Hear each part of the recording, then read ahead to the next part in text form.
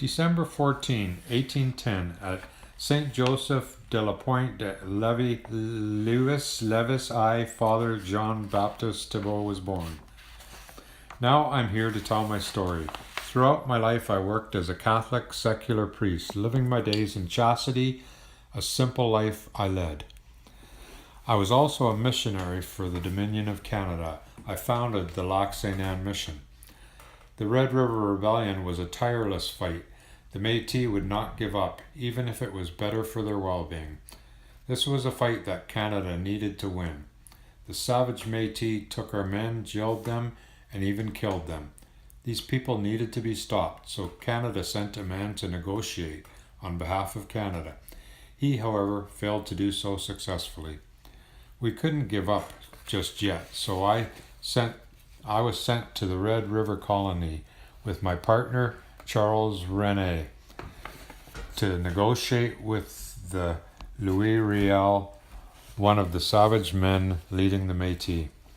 The authorities believed I, Father Jean-Baptiste Thibault, was a good negotiator. It was an honor to be chosen for this role. I couldn't turn them down. I was very confident about my role. I hoped greatly for success. However, I did have my worries. I was worried that I would fail, that the authorities had chosen wrong, and that I wouldn't be a good negotiator.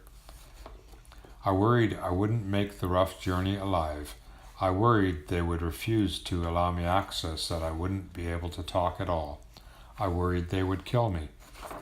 After all, it was within those savage men's nature. Whom was to say they wouldn't attack? Unfortunately, some of my worries came true. The Métis refused to negotiate because they believed I didn't have the authority. I had failed Canada. Not only was I not able to negotiate effectively, I had reinforced the group's ties within each other, and in the long term, I set Canada back a step from getting Manitoba and spreading west. I was filled to the brim with anger. How could these people do this? Not even let me talk. We just simply wanted the land that's rightfully ours. But even more, I was disappointed in myself. I had failed Canada. I had failed the men who had believed in me. In the future, I hope historians will know these Métis men were inexorable. They refused to give up, and we did what we had to.